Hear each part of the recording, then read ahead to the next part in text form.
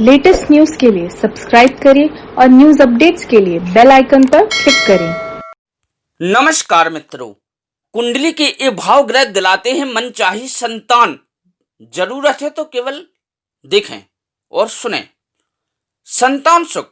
संतान यह एक ऐसा शब्द है जिसका महत्व माता पिता से अधिक ना कोई समझ सकता है और ना ही इस एहसास को कोई समझा सकता है।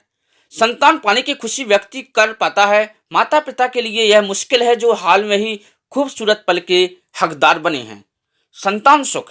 कहते हैं संतान देता है और देना दोनों ही ईश्वर के हाथ में है। संतान को केवल एक अर्ज कर सकता है, लेकिन भगवान की इच्छा हो तभी उसे संतान सुख प्राप्त होगा। किन संतान होगी, किन्हें संतान नहीं होगी तथा किसको संतान मिलेगी, संतान में क्या मिलेगा, इसके बारे में जानना बहुत जरूरी समझते हैं लोग तथा जाना जरूरी भी जा सकता है। संतान सुख। इस जानकारी को प्राप्त करने से ज्योतिषीय शास्त्री हमारी मदद करते हैं। दरअसल जन्म के समय दिन के हिसाब से ही ग्रहों और नक्षत्रों की गणना करने के बाद जो जन्म पत्रिका तैयार की जाती है उसमें व्यक्ति की विशेष जुड़ी सारी जानकारी होती है। संतान सुख। उसका स्वभाव, उसके जीवन कैसा रहेगा और पल पल उसे उसका भविष्य क्या दे सकता है, इसकी जानकारी पत्रिका में मौजूदा ग्रहों के हिसाब से होती है। बस जरूरी है तो एक अच्छे ज्योतिषी की जो सही गणना कर सटीक जानकारी प्रदान कर सके। संतान सुख। जन्म कुंडली में संतान योग यदि हो तो तभी संतान की प्राप्ति होती है, लेकिन संतान के रूप में पुत्र होगा या पुत्री मिलेगी, इसकी जानकारी भी कुंडली में उस समय पर मौजूद ग्रह नक्षत्र बता सकते हैं। संतान सुख। आज के मॉडर्न जमाने में लोग पुत्र और पुत्री में फर्क नहीं करते हैं और यह सही भी है। फर्क नहीं करना चाहिए, लड़का हो या लड़की हो। हमारे शास्त्रों में भी पुत्र एवं पुत्री दोनों को समान दर्जा दिया गया है।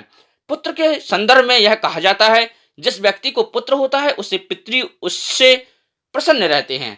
पुत्र सुख। कहा जाता है अपुत्रस्य गति नास्ति शास्त्रेषु श्रुते मुनि।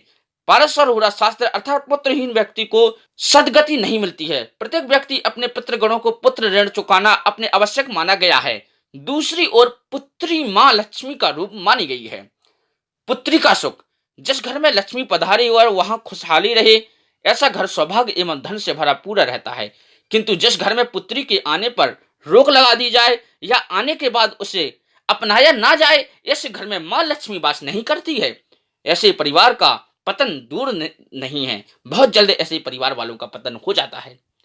कैसे जाने संतान योग है या नहीं है, चलिए आगे बढ़ते हैं और इस विषय में चर्चा करते हैं। कुंडली में संतान योग की किस मनुष्य को कैसा संतान प्राप्ति होगी, किस प्रकार की संतान मिलेगी, इसका पता जन्म कुंडली में चल रहे 9 मास कारकांश को देखकर लगाया जाता है। कैसे जाने संतान योग है या नहीं है।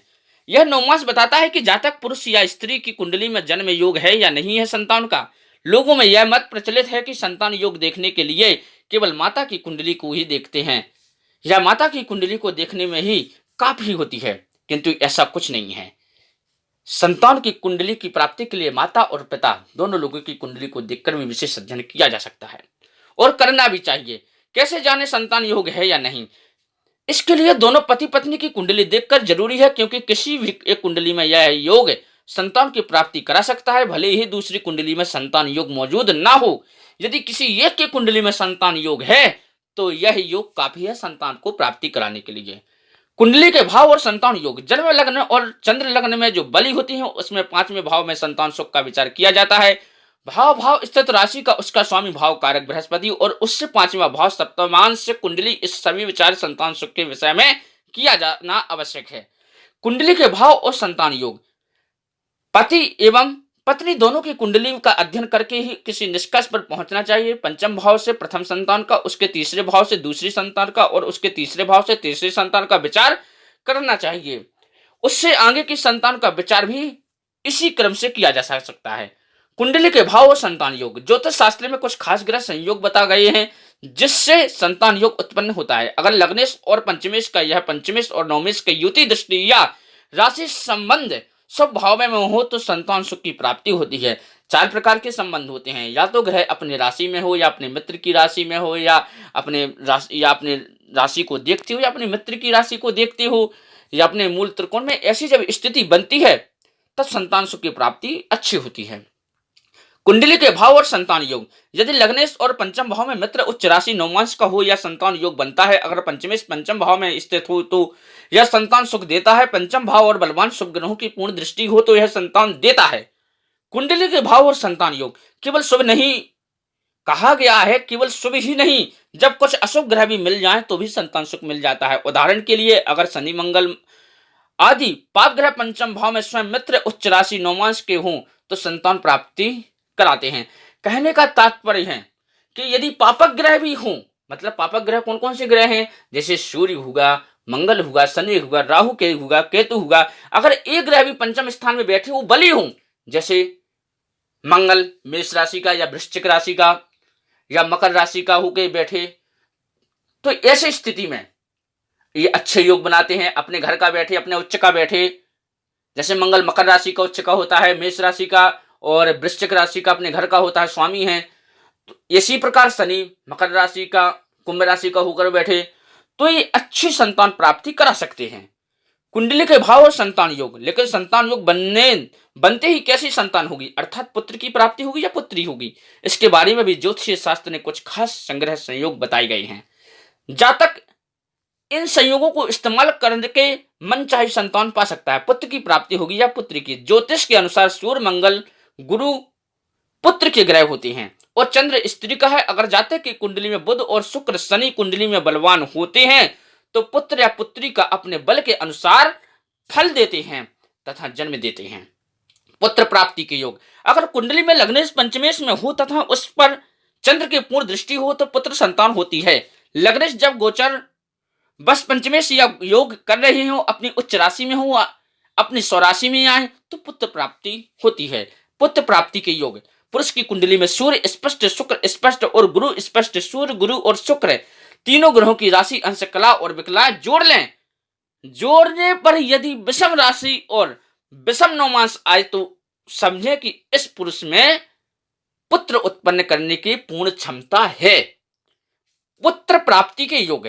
कर्क राशि में शनि पंचम में हो तो अनेक संतान होती हैं। जैसे पुरुष ग्रह पंचम को देखते हैं और उनके पुत्र, और जिनकी स्त्री ग्रह को देखते हैं उनकी पुत्रियां होती हैं।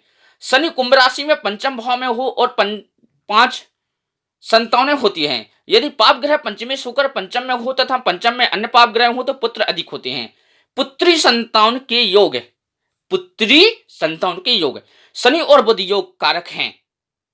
विषम राशि में हो तो पुत्र व सम राशि में हो तो पुत्री प्रदान करते हैं।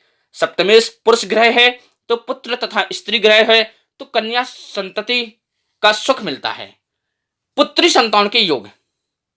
एकादश में बुध चंद्र या शुक्र हो तो पुत्रियां अधिक होती है। चंद्र और बुध पंचम में हो तो अनेक पुत्रियां होती हैं। लग्न या चंद्र मंगल की राशि में तथा शुक्र के त्रिशांश में हो तो कई पुत्रियां उत्पन्न होती हैं। कब संतान नहीं होती है। ज्योतिष शास्त्र के अनुसार सूर्य की सिंह राशि अल्प प्रसव राशि है और सूर्य जब 11वें भाव रहकर 5वें स्थान के सामने होता है तो एक पुत्र से अधिक का योग नहीं बनता है। कभी कभी वंश वृद्धि में बाधा भी बन जाता है। ऐसे योग जो वंश वृद्धि होती है, वंश वृद्धि नहीं हो पाती, वंश वृद्धि में बाधक बन जाते हैं।